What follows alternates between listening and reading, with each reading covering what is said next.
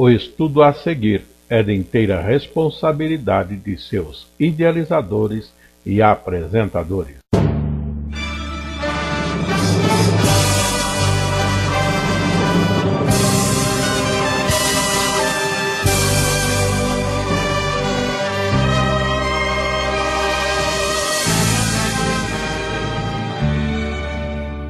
E a vida era a luz dos homens, e a luz resplandece nas trevas, e as trevas não a compreenderam. Houve um homem enviado de Deus, cujo nome era João. Este veio para testemunho, para que testificasse da luz, para que todos crescem por ele. Não era ele a luz, mas veio para que testificasse da luz. Ali estava a luz verdadeira que alumia todo homem que vem ao mundo. Estava no mundo, e o mundo foi feito por ele, e o mundo não o conheceu. Veio para o que era seu, e os seus não o receberam. Mas a todos quantos o receberam, deu-lhes o poder de serem feitos filhos de Deus, aos que creem no seu nome, os quais não nasceram do sangue, nem na vontade da carne, nem da vontade do varão, mas de Deus. E o Verbo se fez carne e habitou entre nós, e vimos a sua glória, como a glória do unigênito do Pai, cheio de graça e de verdade. Aí temos então nosso texto de leitura com a classe, nesta lição, a doutrina sobre Cristo, começando nessa colocação tão feliz, tão profunda de João, ao dizer que no princípio era o Verbo, e o Verbo estava com Deus, e o Verbo era Deus. Lembrando a palavra verbo, que depois nós temos em sequência, se falando claramente, Jesus dizendo seu pão que desceu do céu, e no outro lugar a palavra de Deus, verbo, palavra, que de certa forma significa a expressão de Deus ao mundo. Então Jesus sendo chamado de verbo ou palavra, é Deus se comunicando com o mundo, Deus se apresentando, ou o fato dele ser a luz brilhando, já fala de si mesma. Portanto, há uma profundidade muito grande nestas palavras primeiras do Evangelho de João. Mas muito bem, considerando mais em frente um pouco, nessa abertura da nossa lição, o textual, conforme nosso costume, apresentando a classe, é o verso 3 de Hebreus capítulo 1, quando se diz: o qual, referindo-se a Jesus, o Filho de Deus, sendo o resplendor da sua glória e a expressa imagem da sua pessoa, e sustentando todas as coisas pela palavra do seu poder, havendo feito por si mesmo a purificação dos nossos pecados, assentou-se à destra da majestade nas alturas.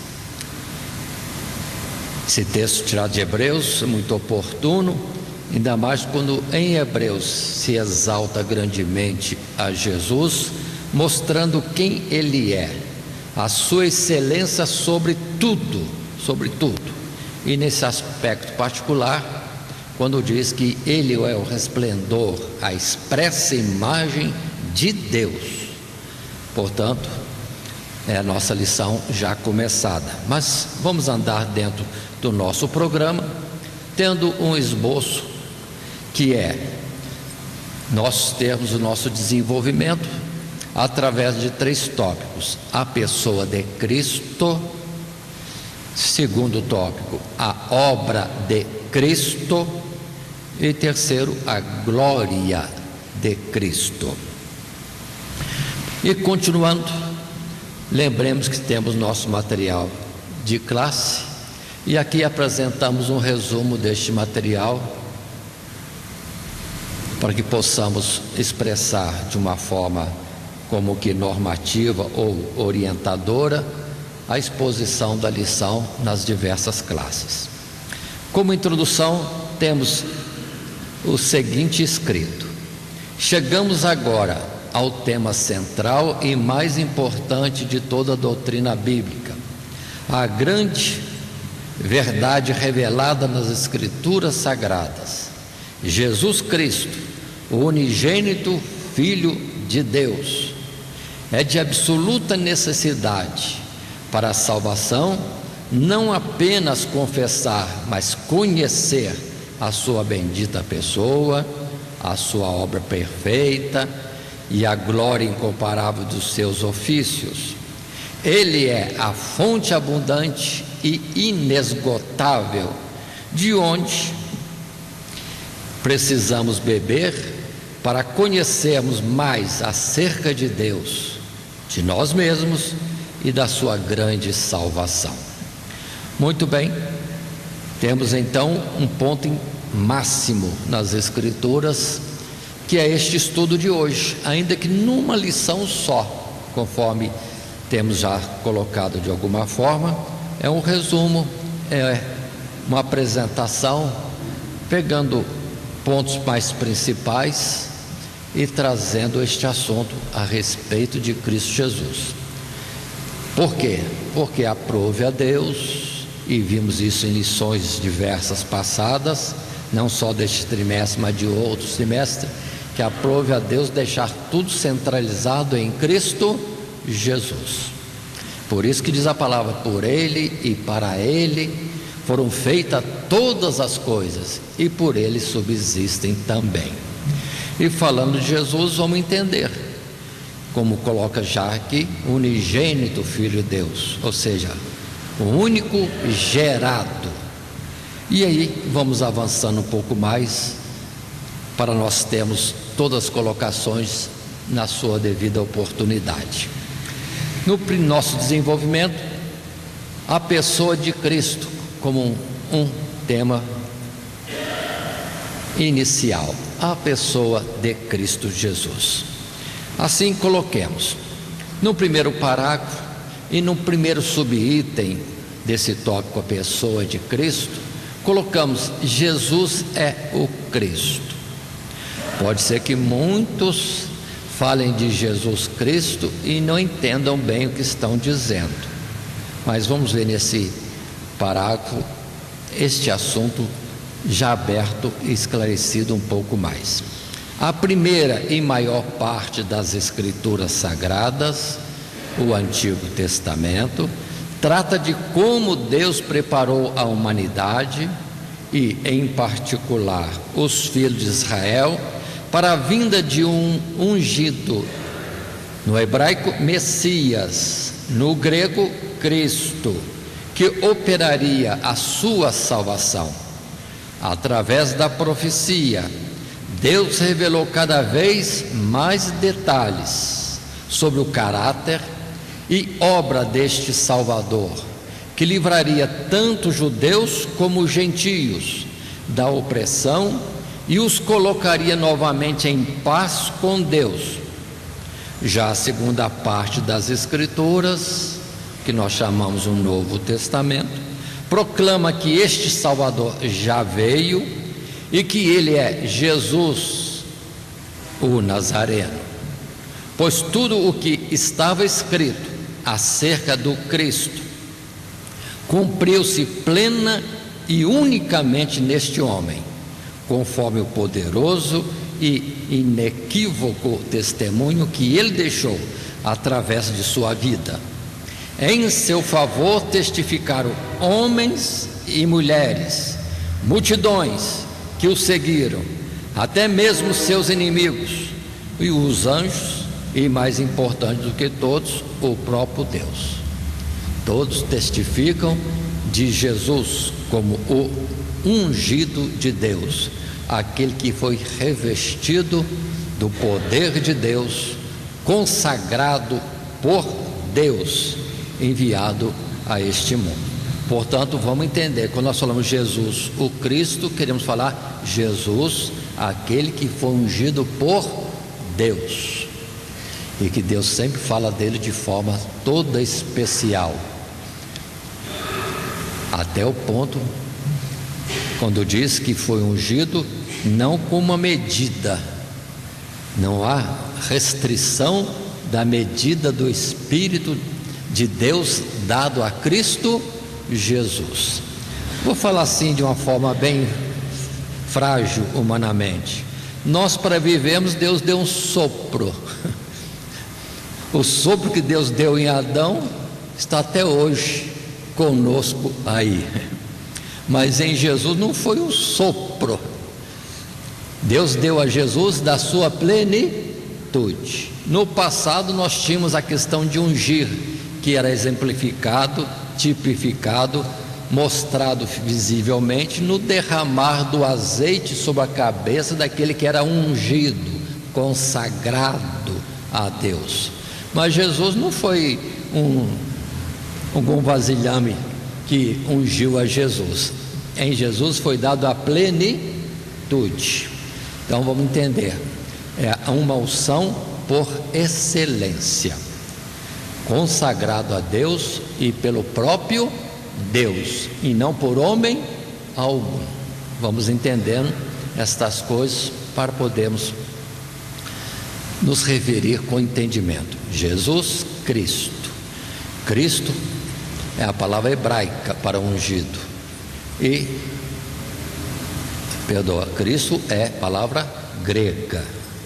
Cristo é palavra grega para ungido, enquanto que no hebraico é Messias. Então Jesus Cristo ou Jesus Messias seria a mesma exposição, a mesma forma de falar, só que usando termos de línguas diferentes. Nós temos sobre isso, esse aspecto, esse subtítulo: Jesus é o Cristo, é o ungido de Deus. Isso falado diretamente nas Escrituras, de muitas formas, mas coloco aqui tão somente essas expressões de Lucas 24, 44 e depois João capítulo 5, em que Jesus mesmo é quem vai dizer. Assim temos Lucas 24, versos 44 e depois 45. E disse-lhes, Jesus disse a eles: são estas palavras que vos disse, estando ainda convosco. Convinha que se cumprisse tudo o que estava escrito, o que de mim estava escrito na lei de Moisés e nos profetas e nos salmos. Então abriu-lhes o entendimento para compreenderem as Escrituras. Aqueles mancebos, aqueles discípulos que estavam indo embora para Emaús, tiveram encontro com Jesus, e Jesus abriu para eles as Escrituras, mostrando tudo que dele estava escrito no Salmo, nos profetas, em Moisés. E aí confirma João capítulo 5, verso 39 e 40, quando Jesus disse, e isto publicamente: examinais as Escrituras, porque vós cuidais ter nelas a vida eterna, e são elas que de mim testificam.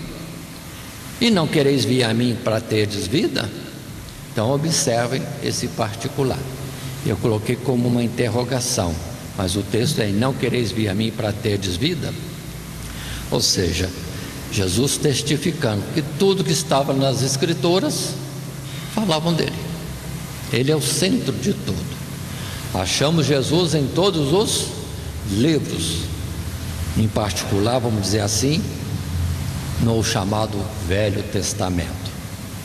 Portanto, aquilo que sempre é falado a respeito do Messias, do ungido de Deus, o libertador, aquele que traria a bênção para Israel, a restauração, e que reinaria sobre Israel, e tantas expressões mais, é tudo sobre Cristo Jesus, o ungido de Deus. Então observe que com isso temos muitos e muitos textos bíblicos, e eu coloquei apenas 2 em que Jesus testifica diretamente disto. Continuando um pouco mais, num parágrafo agora segundo, temos: ele é o Filho de Deus, um novo subtema. A pessoa de Cristo, além de ser um ungido de Deus, ele é o Filho de Deus. Muito bem, à luz da revelação divina, devemos confessar Jesus não apenas como o Cristo prometido, mas também como o Filho de Deus. Enquanto o primeiro título revela a comissão, a missão de nosso Salvador, o segundo expressa a sua divindade. Significa que Cristo é igual e um com o Pai. É verdade que todo aquele em quem habita o Espírito de Deus é seu filho, mas Cristo é o Filho unigênito, porque somente nele habita a plenitude da divindade, e somente ele reflete a imagem exata e gloriosa do Pai. Há uma comunhão de identidade perfeita entre ambos, de tal modo que o Filho se sujeita em total obediência à vontade do Pai, não fazendo nada de si mesmo, enquanto o Pai entrega todas as coisas ao Filho, operando por meio dele a sua vontade e assim glorificando com a sua própria glória. Então Jesus é unigênito de Deus, único gerado. Agora é interessante nós compreendermos, numa palavra mais apropriada para entendermos para nós também, ou todo aquele em quem está o Espírito de Deus é filho de Deus. Só que entendamos, em Gálatas Paulo usa a expressão para ficar mais bem colocado: adotados como filhos de Deus em Cristo Jesus. Como também Adão e Eva eram filhos de Deus, porque foram gerados por Deus, mas como eu disse antes, um sopro, apenas sopro. E em Jesus não foi um sopro, acho que todo o vento, todo o ar que existia no universo estava à disposição de Cristo Jesus, numa colocação desta forma. Perdoe eu dizer assim, nós precisamos buscar algumas coisas que podem falar mais corretamente para nós dessa identificação de Jesus Cristo e Deus, Ele Filho, Deus o Pai, e essa unidade. Eu gosto muito daquele modelo de explicação. Nós temos, por exemplo, na biologia, aquela forma da célula se multiplicar. Se eu não esqueço como era o nome, parece que era meiose. De uma célula, ela dá origem a outra célula, que, vamos dizer assim, biologicamente é igual, uma gerando a outra. Então entendo, para mim é o entendimento, coloco essa figura, que Deus o Pai simplesmente fez uma meiose, ou seja, Ele gerou de si mesmo a Cristo Jesus, e as células iguais, mas tão iguais que nem se separam.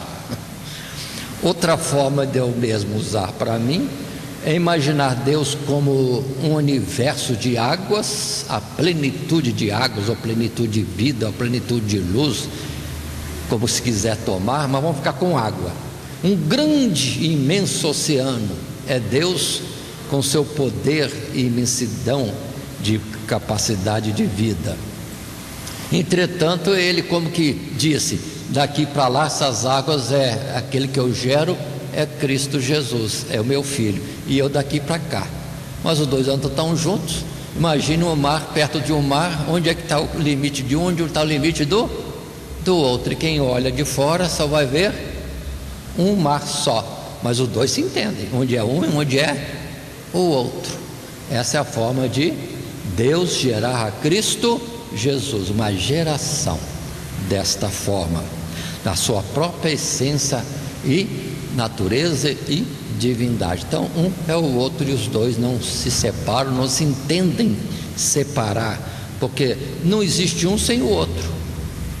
Essa é a realidade que precisamos compreender na unidade entre Deus, que nós chamamos o Pai, e Cristo Jesus. E a tendência nossa é sempre dividir Deus, e Ele sempre afirma: eu não sou 2, 3, 4, 5, 6 nem 1000, nós somos um. E chama todos nós para sermos um com Ele e Ele no Pai. Observe a unidade, para que Deus nos chama em Cristo Jesus. E nós temos a tendência, filosoficamente, teologicamente, colocar dividido Deus em várias partes e achamos que estamos certinho. Mas o princípio básico doutrinário, Jesus e o Pai são um, não se separam, não se entendem separados, e cada um compreende o outro, e se tem algum limite de separação, eles que entendem, nós não sabemos nada. E isso é antes de tudo que pudesse existir, porque tudo que existe, visível e invisível, foi criado por Jesus e para Ele, e subsiste por Ele. Então, os fatos que nós estamos falando de Deus e Jesus, é lá numa eternidade para trás, uma eternidade para trás. Mas, tomando alguns versos, nós temos já da nossa própria leitura, o verso primeiro: no princípio era o verbo, e o verbo estava com Deus, e o verbo era Deus. Não dá nem para separar. A própria colocação de João não dá para separar. E depois, verso 14: o verbo se fez carne e habitou entre nós, e vimos a sua glória como a glória do unigênito do Pai, cheio de graças e verdade. Ou seja, Jesus, unigênito do Pai, e tudo que o Pai é visível, está ao nosso alcance de perceber e entender em Cristo Jesus. Consideremos isso. E já em Hebreus capítulo 1, o verso 3 do nosso texto áureo, acrescentamos o verso 5 ainda. Diz a palavra: o qual, sendo o resplendor da sua glória e a expressa imagem da sua pessoa, e sustentando todas as coisas pela palavra do seu poder, havendo feito por si mesmo a purificação dos nossos pecados, assentou-se à destra da majestade nas alturas. E o verso 5: porque a qual dos anjos disse jamais: tu és meu filho, hoje te gerei? E outra vez: eu lhe serei por pai e ele me será por filho. E o verso 9: amaste a justiça e aborreceste a iniquidade, por isso Deus, o teu Deus, te ungiu com óleo de alegria mais do que a teus companheiros. Então imagine Deus, o Pai, referindo-se a Jesus, que é o seu filho, mas chama-o de Deus. Por isso, Deus, o teu Deus. E em outro lugar: disse o Senhor a meu Senhor. Foi a questão profética de Davi, e que Jesus lança para os escribas fariseus, nesse particular de identificação: quem é Jesus, quem é o Messias, é filho de Deus. Mas como que é filho de Deus, se Davi já chamava a este Messias de Senhor, dizendo: diz o Senhor é meu Senhor. Pronto, e ficaram sem resposta. Mas está nas Escrituras, para nós podermos considerar. Mais um texto em João 20, verso 30: Jesus, pois, operou também em presença de seus discípulos muitos outros sinais, que não estão escritos neste livro. Estes, porém, foram escritos para que creiais que Jesus é o Cristo, o Filho de Deus, e para que, crendo, tenhais vida em seu nome. Então as Escrituras trazem para nós, tanto no Antigo Testamento como no Novo Testamento, a expressão, a declaração clara que Jesus é o Filho de Deus. E no Antigo Testamento se tem essas afirmativas, mas sempre falando de Jesus como um ungido, o servo obediente que faria tudo que era da vontade do Pai. Essas são colocações que nós estamos fazendo neste tópico, a pessoa de Cristo, nesse subtítulo primeiro que colocamos, que é Ele, o Filho de Deus. Muito bem, para falarmos só de Jesus como unigênito do Pai, aí teríamos muitos assuntos na Bíblia para discorrermos. Então observe que é de fato uma coisa bem pontuada e não estendida na argumentação ou no ensino completo. Mas continuemos um pouco mais, indo para um terceiro parágrafo, ainda nesse primeiro tópico, a pessoa de Cristo, se ele é ungido de Deus, se ele é o Filho unigênito de Deus, ele também se coloca e se apresenta como o Filho do homem. Permitem voltar um pouquinho. Observem que assim como Deus fez Adão e colocou Adão para governar o universo físico, vou chamar desta forma, antes de todas as coisas, Deus já gerou de si mesmo a Jesus e deu-lhe o governo de tudo o que deveria ser criado, e o poder a Jesus para ele fazer. É por ele, por ele, por ele e para ele todas as coisas.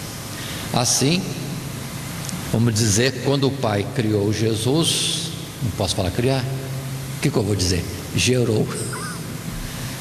Quando o Pai gerou a Jesus, entendamos bem, já era um processo que depois é mostrado a nós, ele gerando Adão e dando o governo do universo físico.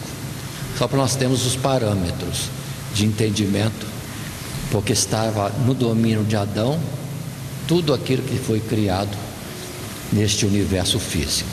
Mas continuando, nesse subtítulo, ele é o Filho do homem, é um particular que agora colocamos, que a Escritura foi revelando aos poucos. E assim lemos: na mesma medida em que o título Filho de Deus aponta para a relação íntima de Cristo Jesus com Deus, Filho do homem é o que o aproxima de nós, do seu povo em particular. Cristo se manifestou ao mundo vindo em carne, tendo nascido de mulher, sob a lei, do povo de Israel, da linhagem de Davi. Ora, todas as promessas de salvação haviam sido depositadas sobre um que seria a semente da mulher, descendência de Abraão, filho de Davi e o Filho do homem. E, já consideramos mais de uma vez, em lições anteriores, o Cristo deveria ser o novo homem, no qual tudo o que a humanidade perdeu pela queda de Adão, e na verdade muito mais do que foi perdido, devia ser restaurado através da sua obediência e justiça para aqueles que se unissem a ele pela fé. Assim vamos entender, quando Deus criou a Adão, na verdade ele já estava apresentando para nós explicações a respeito de Cristo Jesus. Nós chamamos Adão um primeiro homem e Jesus o segundo Adão, o último Adão. Perdoe colocar assim, não quero confundir a mente de ninguém, mas na verdade ele é o princípio de tudo. Então ele seria o primeiro Adão antes do primeiro Adão. Tem jeito de explicar isso? Só para entender, já estava um projeto de Deus as coisas, e Jesus, ou Deus, vai fazendo em Adão um modelito do que seria depois. Só que o Adão, o homem terreno e falho, e Jesus é o homem perfeito. E entendamos, homem da nossa natureza e da natureza de Deus. Ou seja, antes da fundação do mundo, o grande projeto de Deus já havia Jesus, filho do homem, filho da obra que ele iria ainda criar.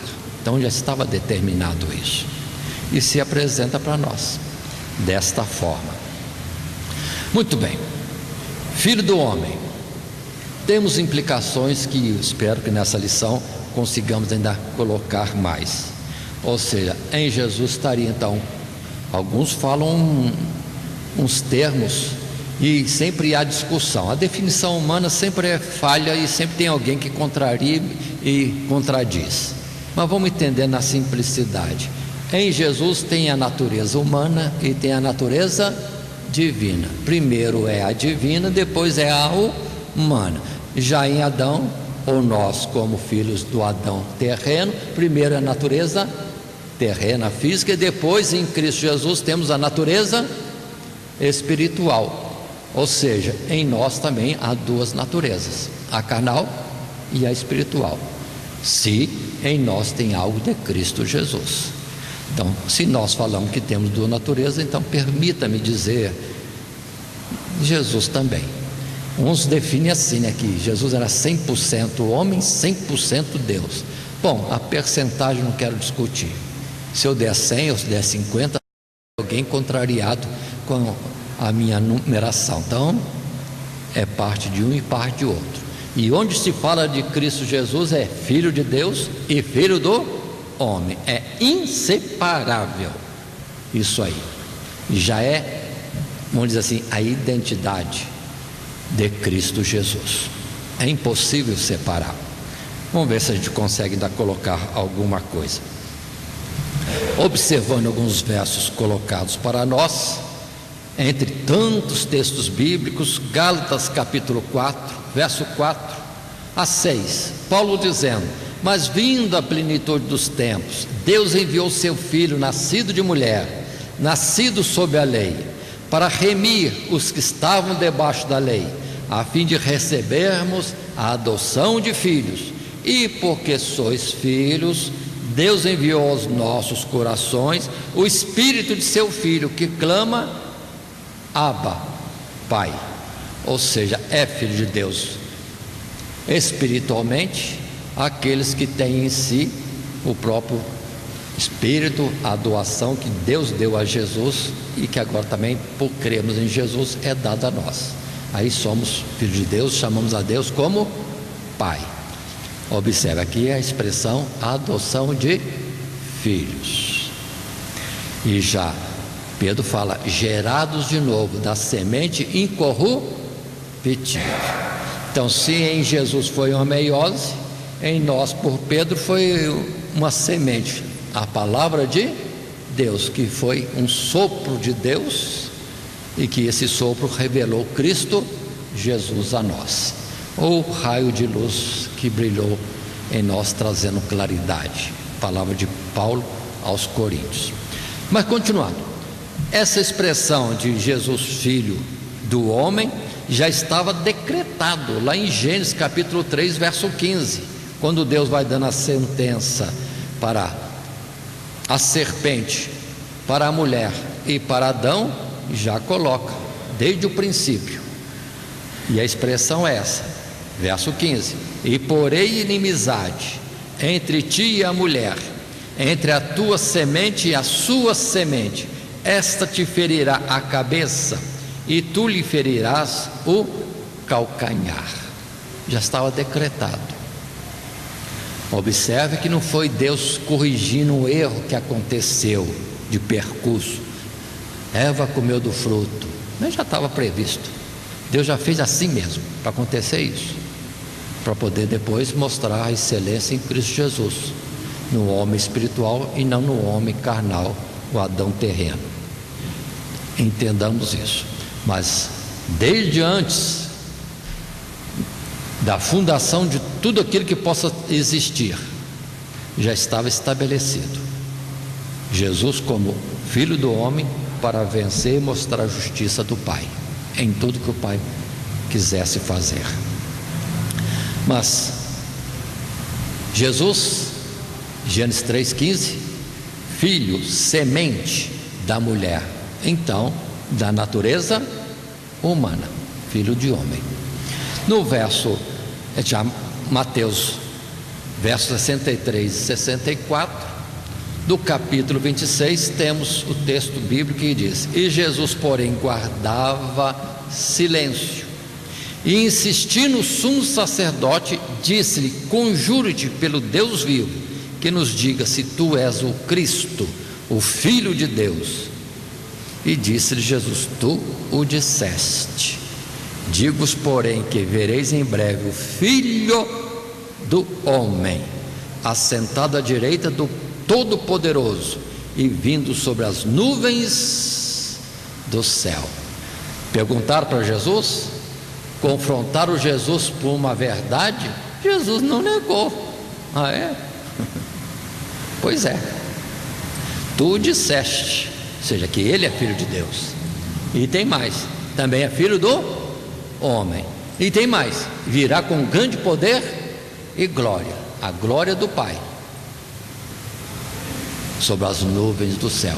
Se nós observarmos essa expressão de Jesus aqui, nós temos lá em Daniel capítulo 7, tão claro, é estabelecido o juízo, são colocados tronos, já tem o trono de Deus exuberante, cheio de poder, e abrem-se os livros, Apocalipse, e tudo é julgado, e nesse juízo faz-se vir a este ancião de dias, que é Deus do seu trono de glória, um filho do homem, que é Jesus, e a ele é dado todo o poder e todo o domínio, e para sempre, um reino que não passará a mais ninguém, um reino que será eterno.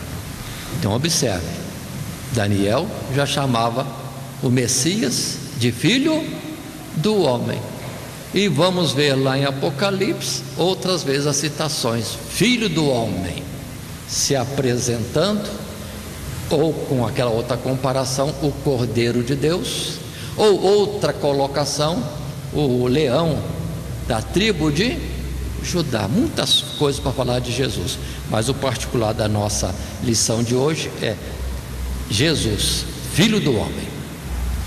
Antigo Testamento, Jesus presente no seu ministério aqui, falando de si mesmo, filho do homem, e depois em toda a expressão bíblica, até Apocalipse, em toda a expressão de glória e majestade dos lugares celestiais, Jesus, filho do homem. Então é nosso parente, é nosso parente, como diz mesmo a escritura, é nosso irmão mais velho, é o primogênito, e nós somos os outros. Continuando, entrando no segundo tópico, a obra de Cristo. Já apresentamos a sua pessoa, Jesus, como ungido de Deus, o Filho de Deus, mas ao mesmo tempo Filho do homem.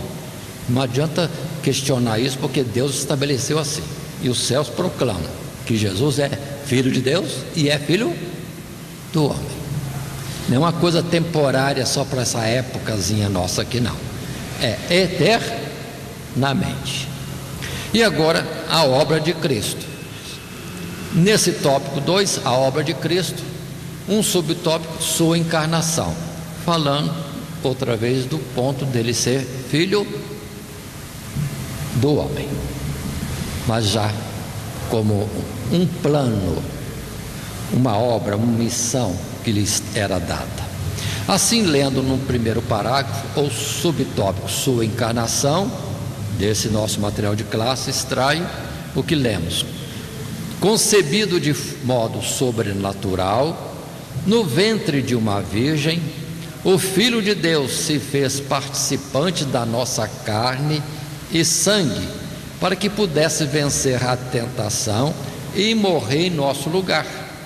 Contudo, em momento algum ele deixou de ser o Filho do Altíssimo, cujo ser glorioso, santo e cheio de graça e de verdade não poderia ser contaminado pelo mal. Jesus podia sentir fome, sede, cansaço, dor e angústia, mas também podia perdoar pecados, sondar os pensamentos e intenções do coração, exercer autoridade sobre as forças da natureza, sobre os demônios, sobre as doenças e até a morte. E era assistido e servido pelos anjos. Aí está, Jesus vindo se fazendo homem. E a palavra que nós temos é que ele viria de uma virgem. Agora notem, a participação humana foi pela mulher. Então, poder de Deus, virtude de Deus, vindo a uma mulher e gerando aquele que seria chamado Filho de Deus. Filho de Deus pela geração de Deus, mas é filho da mulher, ser humano, por Maria.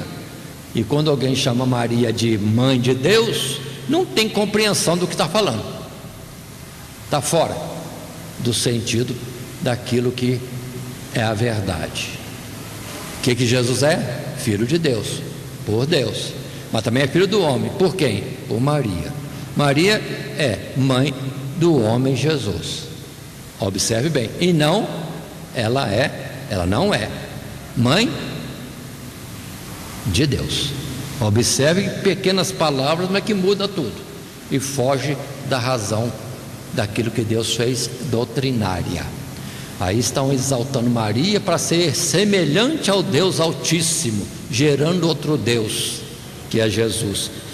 Não gerou nada, porque Jesus já existia antes da fundação do mundo. Então não tem incompreensão quem fala essas coisas, está fora totalmente da realidade bíblica e da verdade, que em Maria a natureza humana, ela é a mãe do homem Jesus, e isso Jesus nunca negou, mas falar que ela é mãe de Deus, aí chega a um ridículo, total falta de compreensão e exposição de uma mentira em detrimento da grande verdade. Mas indo para os nossos textos bíblicos, nesse subtópico, nós colocamos aqui agora Mateus capítulo 1, verso 18 até o verso 23. Olha como que é bem clara a expressão bíblica disso que nós estamos falando, na simplicidade de palavras. Assim leio: ora, o nascimento de Jesus Cristo foi assim: estando Maria, sua mãe, desposada com José, antes de se ajuntarem, achou-se ter concebido do Espírito Santo. Então José, seu marido, como era justo e a não queria infamar, intentou deixá-la secretamente. E projetando ele isso, eis que em sonho lhe apareceu um anjo do Senhor, de Deus, dizendo: José, filho de Davi, não temas receber a Maria, tua mulher, porque o que nela está gerado é do Espírito Santo. E ela dará à luz um filho, e lhe porás o nome de Jesus, porque ele salvará o seu povo dos seus pecados. Tudo isso aconteceu para que se cumprisse o que foi dito da parte do Senhor pelo profeta, que diz: eis que a virgem conceberá e dará à luz um filho, e ele será chamado pelo nome de Emanuel. Emanuel traduzido é Deus conosco. Aquele que ainda estava oculto, não manifesto, agora se manifesta. A tudo que era invisível das hostes celestiais e aquilo que era humano. O Filho de Deus e agora também Filho do homem. Observe bem essas colocações, para nós entendermos essa coisa. Então era necessário Jesus se fazer carne. Vamos ainda colocar razões daqui a pouco. Só um detalhe: por que José queria deixar Maria e ir embora? Porque pela lei de Deus, se ela estava desposada com ele, desposado seria para nós o noivado, ou seja, comprometida em casamento. Se ela tivesse contato com outro homem, pronto, já era adultério, era morte.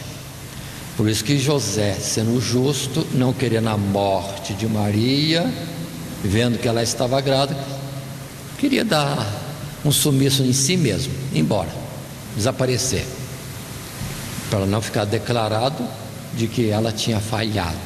Mas de Deus veio o mensageiro. Isso não é coisa humana, isso aí é operação de Deus. Foi gerado pelo Espírito Santo, foi gerado pelo Espírito Santo. Deus é Espírito. Estão compreendendo o que eu estou falando? Para quem quer dividir Deus em várias partes, está meio furado isso aí. Deus é Espírito. Deus é Espírito.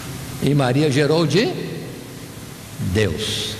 Se dividem muito, não estão sabendo direito as coisas. Que ainda que pudesse representar a Deus por 7 espíritos, na verdade tudo seria uma unidade. Sinal que nós não compreendemos as coisas direito. Precisamos melhorar o nosso entendimento a respeito de Deus. Mas continuemos. Não foi claro que foi colocado pelo anjo, pelo que foi revelado a José? José não precisou falar muita coisa não, ele já entendeu logo. Isso aí não é coisa humana não, isso é coisa de Deus. Está cumprindo as profecias. E de fato assim foi. Avançando um pouco mais na nossa lição, mais algum texto bíblico, de Lucas capítulo 1, verso 30 em diante. Disse-lhe então disse então o anjo: Maria, não temas, porque achaste graça diante de Deus. Eis que em teu ventre conceberás, darás luz um filho, e por-lhe-ás o nome de Jesus. Este será grande e será chamado Filho do Altíssimo.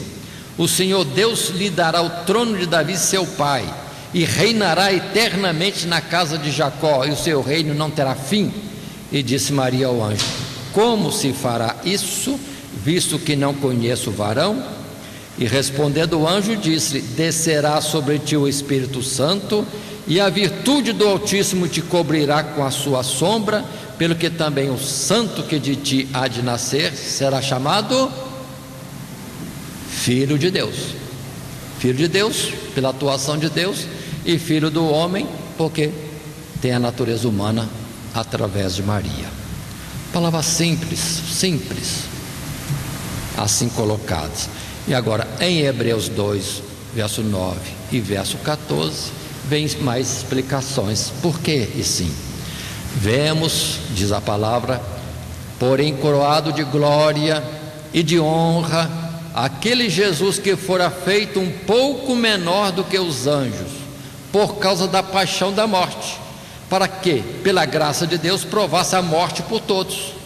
E visto como os filhos participam da carne e do sangue, verso 14, também ele participou das mesmas coisas, para que pela morte aniquilasse o que tinha o império da morte, isto é, o diabo. Ou seja, antes da fundação do mundo, Deus em si mesmo, com Jesus, raciocinando, e como é que nós vamos fazer para termos gente no céu da nossa natureza? Aí pronto. Observe que a encarnação de Jesus era necessária para que houvesse morte em expiação do homem, para aperfeiçoamento do homem, para a justificação do homem, que em si mesmo é falho, porque é criatura, não é Deus. Observe bem isso.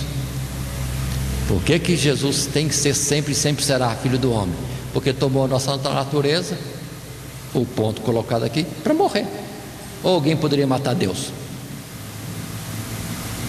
Alguém pode matar Deus? Tem jeito de matar Deus? Aquele que é a plenitude da vida? Não tem. Aí Jesus se esvazia, não vem como anjo, como alguns dizem, ele estava cheio de poder. Ele era um ser angelical, aqui não é carne mesmo, para morrer, para a expiação dos nossos pecados. Tomou o nosso lugar como culpado de transgressão contra Deus, pagou pela nossa dívida diante de Deus.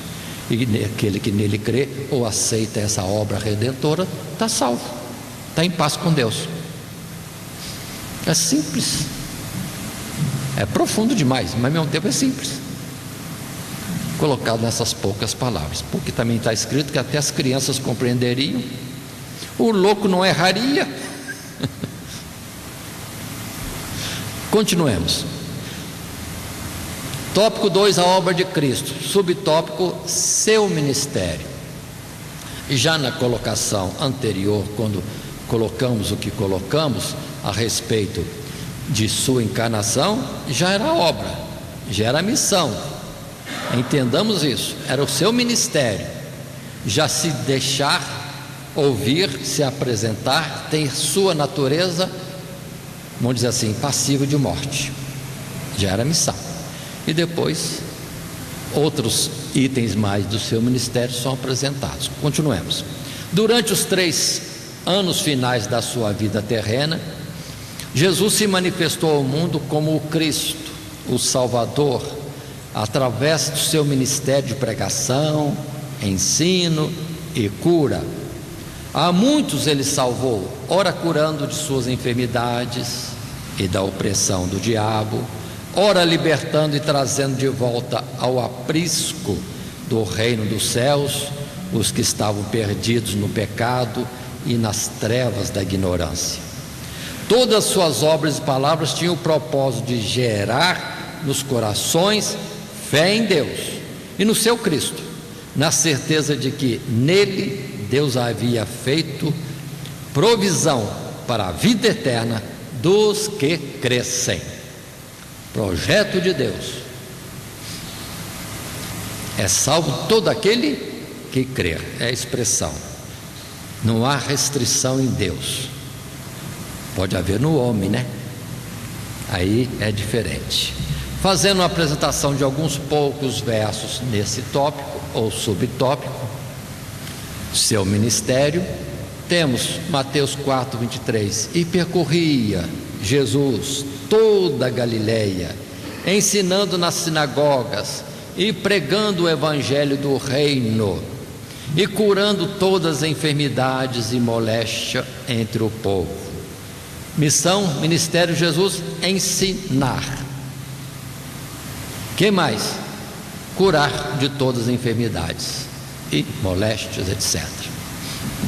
Já lendo Mateus capítulo 8, verso 16, temos: e chegada a tarde, trouxeram-lhe muitos endemoniados, e ele com a sua palavra expulsou deles os espíritos e curou todos os que estavam enfermos, para que se cumprisse o que fora dito pelo profeta Isaías, que diz: ele tomou sobre si as nossas enfermidades e levou as nossas doenças. Tudo que nos é contrário no aspecto espiritual ou físico da herança do homem errado, o pecado em Adão, vamos entender, Jesus veio para tirar, tomar sobre ele. Entendamos isso. E continuando mais alguns textos bíblicos, muito importante o texto de Lucas capítulo 4, verso 17 em diante, que é uma expressão do profeta Isaías. Jesus, na verdade, é quem lê o texto para aqueles que estavam em Nazaré, na sinagoga. E observe o que Jesus leu, ou como foi o fato. E foi-lhe dado o livro do profeta Isaías. E quando abriu o livro, achou o lugar em que estava escrito: o Espírito do Senhor é sobre mim, pois que me ungiu para evangelizar os pobres, enviou-me a curar os quebrantados do coração, a apregoar liberdade aos cativos e dar vista aos cegos, e pôr em liberdade os oprimidos, e anunciar o ano aceitável do Senhor. A palavra de Isaías que ele leu. Aí está a sua missão: apregoar liberdade aos cativos. Quanta gente pensou que ia trazer libertação do Império Romano. Para aquele que está em Cristo Jesus, não há domínio. Qualquer que seja o império que esteja no mundo, esse é livre, é de Deus. E muitos querem a liberdade só carnal, enquanto Jesus trouxe a excelência, a liberdade espiritual, que já Zacarias falou claramente, no sentido que viria João Batista, que prepararia o caminho do Senhor para trazer liberdade de servir a Deus.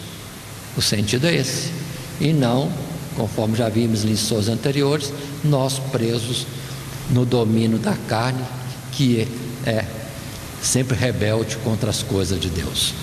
Continuando, João capítulo 17, verso 6 em diante: manifestei o teu nome, Jesus dizendo da sua missão, o teu nome aos homens, que do mundo me deste, eram teus e tu me deste, ou nos deste, e guardaram a tua palavra. Agora já têm conhecido que tudo quanto me deste provém de ti, porque lhes dei as palavras que me deste, e eles a receberam, e têm verdadeiramente conhecido que saí de ti, e creram que me enviaste.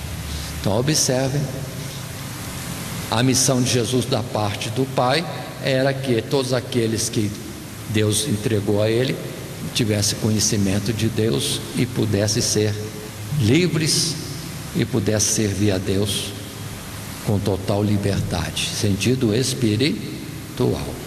Muito bem, ainda continuando um terceiro parágrafo e terceiro subtítulo ou subtema, ainda no tópico a obra de Cristo. 3, sua morte e ressurreição. Faz parte da sua missão morrer e fazia parte da sua missão ressuscitar. Ou se colocarmos dentro da expressão bíblica, fazia parte dele morrer, já tendo a certeza de que o Pai iria devolver-lhe a vida.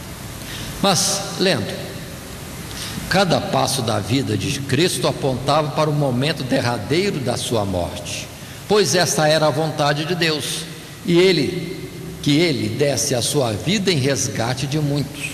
Por isso, a seu tempo, em obediência à vontade do Pai, Jesus entregou voluntariamente a sua vida, até o último fôlego na cruz do Calvário, assim consumando a obra da nossa salvação. Uma vez sepultado, ali permaneceu apenas 3 dias, pois Deus o ressuscitou em poder e glória, declarando a sua justiça, santidade e a aceitação do seu sacrifício em nosso lugar. Deste modo, ao mesmo tempo em que a cruz representa o extremo da humilhação de nosso Salvador, ela também é o princípio da sua exaltação, pois assim convinha que ele entrasse na sua glória.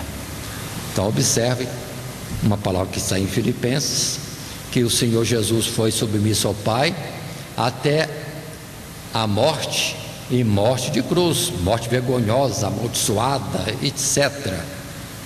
Mas era o processo de obediência total, e a restauração também seria total, no que Jesus confiava plenamente no Pai. Então, em confiança ao Pai, sabendo que era da vontade dele, que nele Jesus se tivesse a nossa justificação, perdão dos nossos pecados e direito de vida eterna, Jesus se apresenta à morte. Ressurreição, o Pai garante, e já estava nos profetas também. O Salmo já dizia que o seu corpo não veria a corrupção, não veria a corrupção.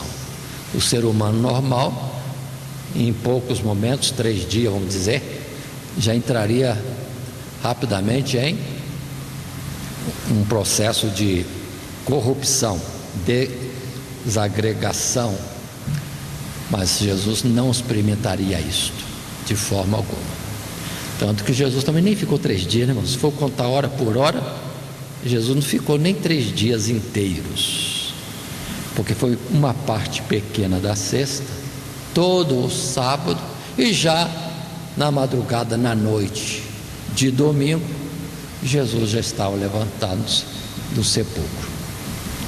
Bem, poderíamos colocar em horas, sábado, 24 horas, antes, na sexta-feira, 3 horas, 3 mais 24, 27, e na madrugada de domingo, mas quantas horas? 6 horas? Já seriam 33, mais um pouco, mais 6, 39 horas, não deu 2 dias inteiros, só para a gente compreender estas coisinhas pequenas.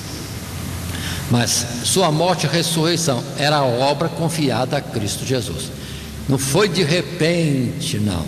Lá antes da fundação do mundo, Jesus já foi dado, ou se deu na morte. Então a questão dele tomar o corpo de homem através de Maria foi simplesmente cumprindo a missão já determinada, aceita por Jesus, em comunhão com o Pai, lá numa eternidade para trás aí, eu não sei onde, se é que se pode medir, né? Muito bem, apresentando alguns versos das Escrituras. Isaías 53:6: todos nós andamos desgarrados como ovelhas, cada um se desviava pelo seu caminho, mas o Senhor fez cair sobre ele a iniquidade de nós todos. Ele foi oprimido, mas não abriu a boca. Como um cordeiro foi levado ao matadouro, e como a ovelha muda perante os seus tosqueadores, ele não abriu a boca. Da opressão e do juízo foi tirado. e quem contará o tempo da sua vida?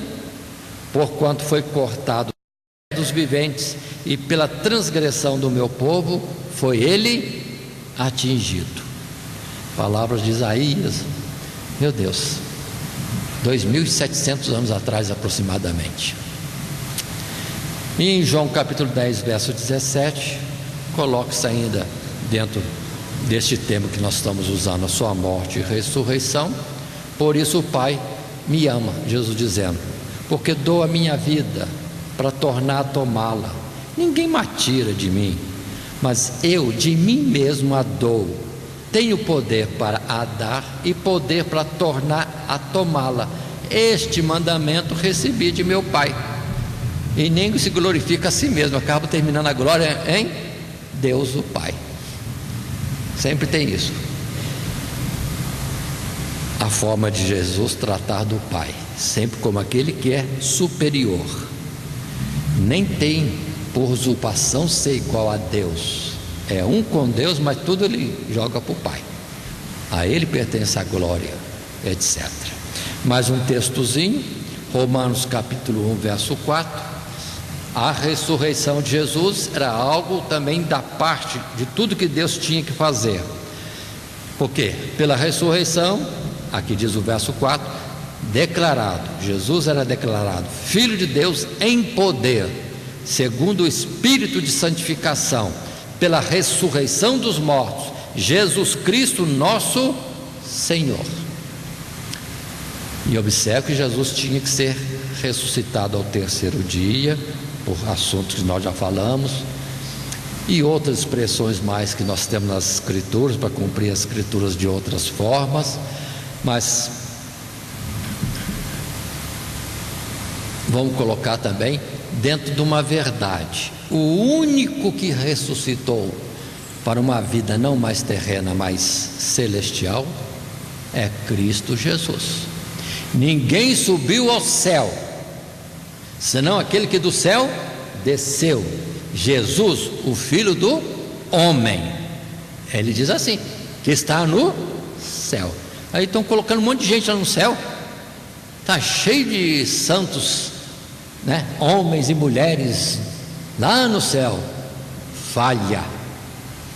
Todos estão no pó, esperando a ressurreição, que será no último dia. Quanto erro, meu Deus, doutrinário. Aí coloca a pessoa tudo no céu, aí vão invocar para santo tal, ou santo outro aí é o da minha veneração, para não falar que é adoração, né? E etc. E a palavra é tão clara: o único que subiu ao céu é Jesus, porque é o único que ressuscitou, ele é a primícias. E os outros? Coríntios capítulo 15, na sua vinda, no último dia. Aí, quanta gente fora das Escrituras, não conhecendo aquilo que está em Cristo Jesus, ou aquilo que dele se escreve e por quê. Atos capítulo 2, verso 22 em diante, já é Pedro pregando e dizendo: varões israelitas, escutai essas palavras, a Jesus Nazareno, varão aprovado por Deus entre vós, com maravilhas, prodígios e sinais que Deus por ele fez no meio de vós, como vós mesmos bem sabeis. A este que vos foi entregue pelo determinado conselho e presciência de Deus, tomando-o vós, o crucificastes e matastes pela mão de injustos, ao qual Deus ressuscitou, soltas as ânsias da morte, pois não era possível que fosse retido por ela. Mais uma expressão bem clara, tudo na previsão de Deus. Então, se fosse para Deus cobrar do homem a morte de seu filho, as palavras de Pedro seriam outras.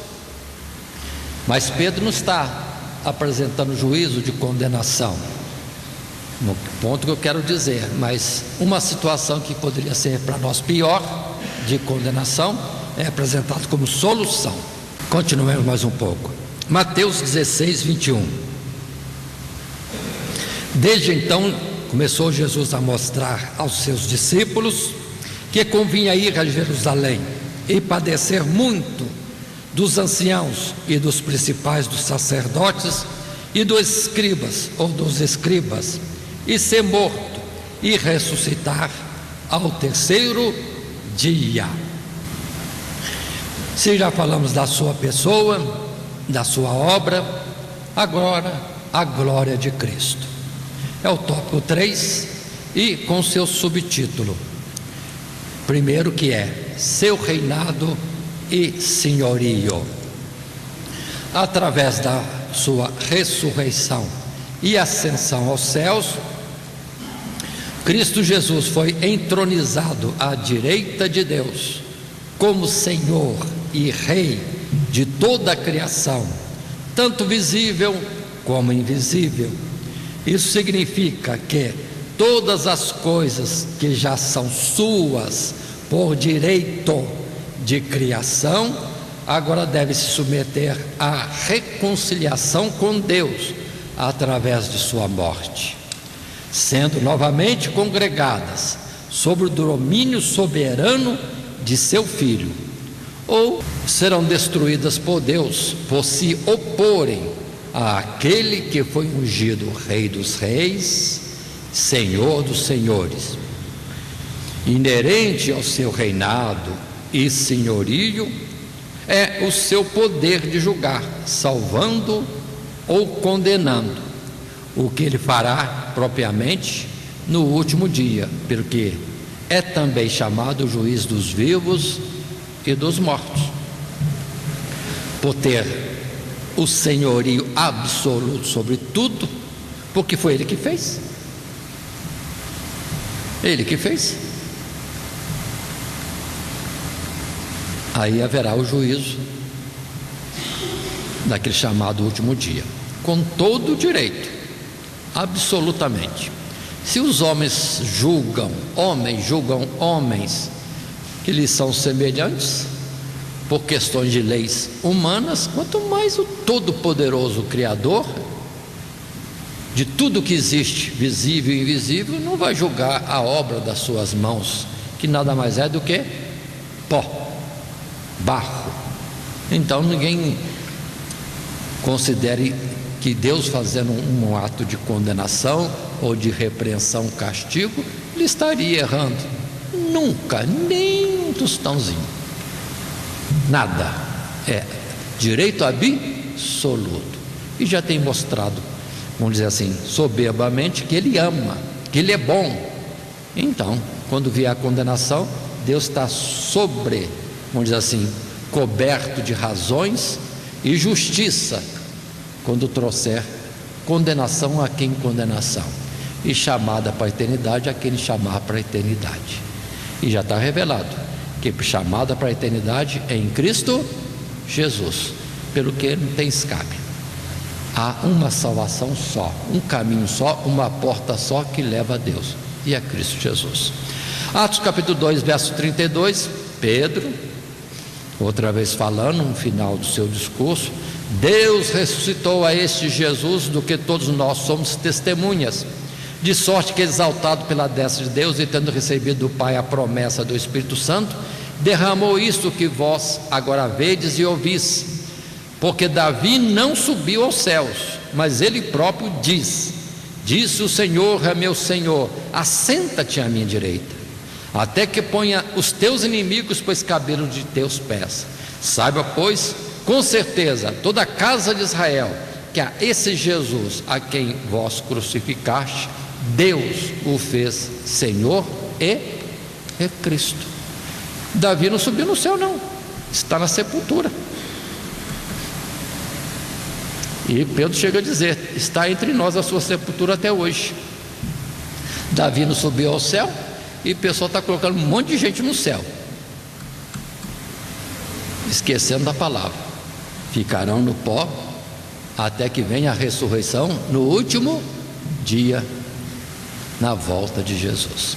A Efésios capítulo 1, verso 20 e seguintes: que manifestou em Cristo, ressuscitando dos mortos, pondo à sua direita nos céus, acima de todo principado e poder, potestade e domínio, e de todo nome que se nomeia, não só neste século, mas também no vindouro, e sujeitou todas as coisas a seus pés, e sobre todas as coisas o constituiu como cabeça da igreja, que é o seu corpo, a plenitude daquele que cumpre tudo em todos.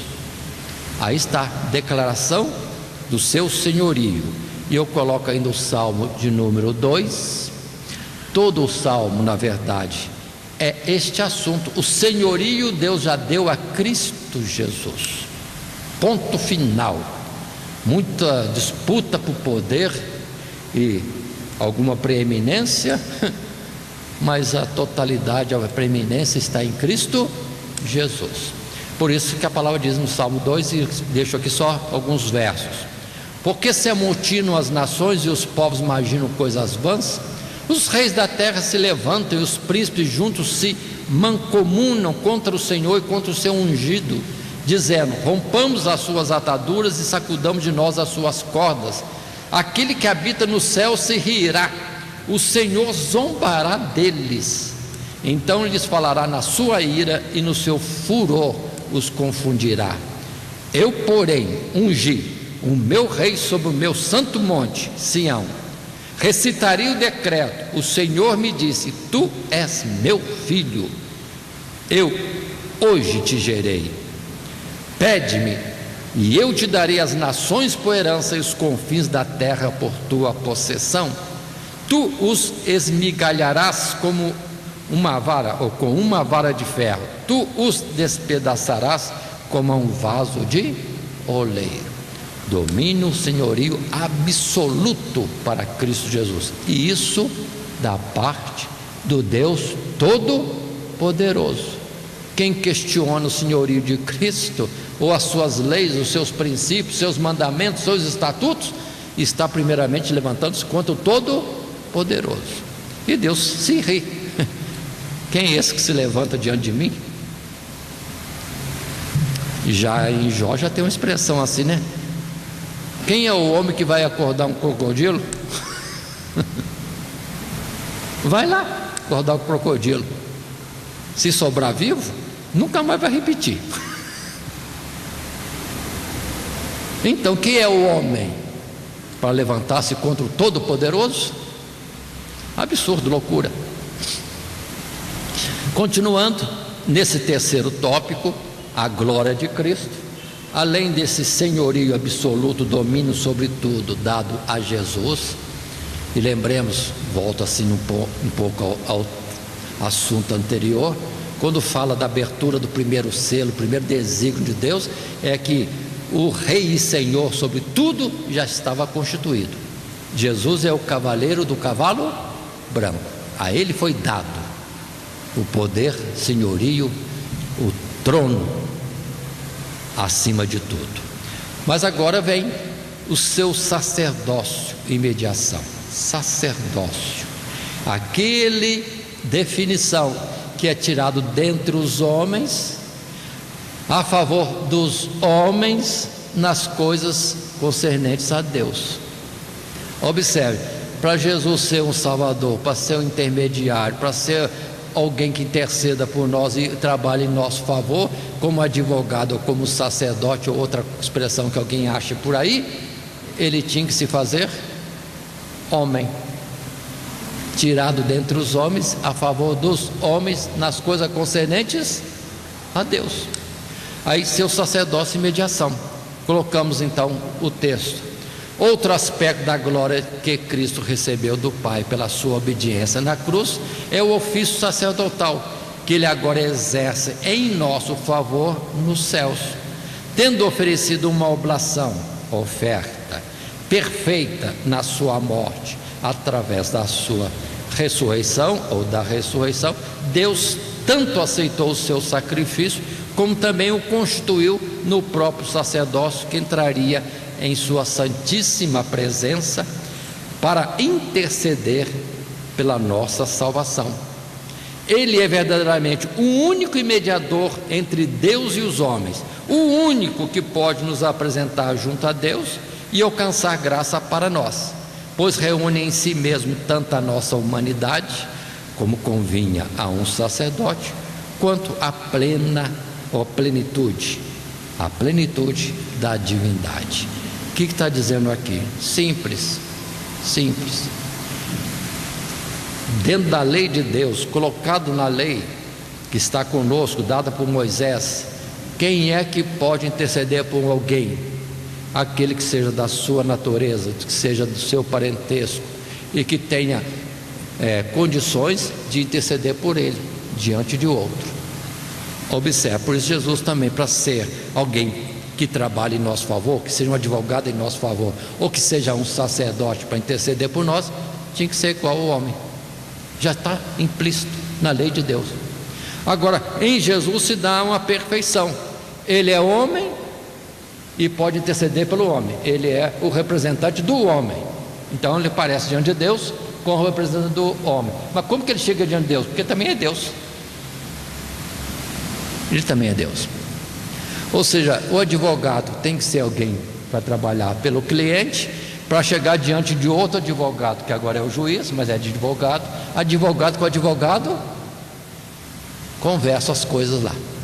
Agora, Jesus, como homem, leva a questão do homem para Deus e fala com Deus como Deus, da mesma natureza, da excelência divina. Por favor, me entenderam isso nessas poucas palavras? Então Jesus é Deus para falar com Deus, e é um homem para entender o homem. Vamos lá falar com o Pai, e fala com Deus no nível de Deus a respeito da miséria e necessidade do homem, que ele é o representante por natureza humana, e isso nunca vai ser tirado. Eternamente Jesus será o Filho do homem, em nosso favor. Assim, dentro do texto bíblico, temos Hebreus capítulo 7, verso 22 e versos seguintes: de tanto melhor concerto Jesus foi feito fiador, e na verdade aqueles foram feitos sacerdotes em grande número, porque pela morte foram impedidos de permanecer. Mas este, Jesus, porque permanece eternamente, tem um sacerdócio perpétuo, portanto pode também salvar perfeitamente os que por ele se chegam a Deus, vivendo sempre para interceder por eles. E aí a vitória é daquele que está em Cristo Jesus, que entrega a sua causa a Cristo Jesus. Porque quando chega diante do Pai, o homem não tem nada a apresentar, a não ser a mim mesmo, que eu sou oferta em sacrifício para perdão das suas falhas. E Deus, em Jesus, numa mesma natureza, sendo um, vai aceitar a morte de Jesus em favor do homem. Então nossa salvação está garantida. Deus não vai cobrir o pecado, não, vai perdoar, porque ele foi cobrado e pago em Cristo Jesus. Isso nós precisamos entender também. E nesse particular, Jesus é o sumo sacerdote, e ele é o cordeiro vítima do sacrifício da expiação do nosso pecado. Dá para entender isso? Dá para entender? Ele dando a sua própria vida por nós. Ele é o Cordeiro de Deus e é o sumo sacerdote dos bens eternos. E assim chegamos ao final da nossa lição, e na nossa conclusão podemos estar dizendo: nunca seremos capazes de compreender a profundidade do amor, poder, sabedoria e muitas outras excelências de Deus manifestado em Cristo Jesus. Mas confessando que Ele é tudo para nós, busquemos nele toda a nossa felicidade, satisfação, deleite, no conhecimento da sua pessoa, seguindo as suas pisadas, na esperança firme de que um dia o veremos face a face e seremos como ele é. Ninguém vai entender perfeitamente a profundidade, a altura, a largura, etc., das coisas de Deus, mas o pouco que nos é necessário está em Cristo Jesus. Eu não preciso beber o oceano para matar minha sede. Um copo de água é suficiente. Assim também, um pouco de Cristo Jesus já é suficiente para nós. Mas Cristo Jesus é como o oceano de virtude, de poder, de mistérios e sabedoria, que nós não alcançaremos plenamente. Mas vamos ser o passarinho que bebe uma gotinha de água e já está satisfeito, e vive, e voa, Vamos pegar a nossa gotinha de água em Cristo Jesus e vamos voar. E vamos voar. Assim colocado, lembremos que estudamos nossa lição em 3 tópicos: a pessoa de Cristo, a obra de Cristo, a glória de Cristo. E a lição 6, a doutrina sobre Cristo. Apresentamos a sua pessoa, a sua identificação, a sua missão e a glória resultante desta missão cumprida. E para isso, o nosso texto áureo preenche essa colocação: Jesus, o qual, sendo o resplendor da sua glória e a expressa imagem da sua pessoa, e sustentando todas as coisas pela palavra do seu poder, havendo feito por si mesmo a purificação dos nossos pecados, assentou-se à destra da majestade nas alturas. Hebreus capítulo 1 e verso 3. Assim encerramos. Que Deus nos abençoe em Cristo Jesus. Amém. Todo dia, toda hora, muito mais prazer em ouvir. Radionete Grata Nova. Web Rádio, a qualidade que faz a diferença, cada vez mais necessária. Rede Grata Nova de Evangelização. Acesse nosso site www.horadadecisão.com.br. Hora da Decisão, tudo junto, sem acento.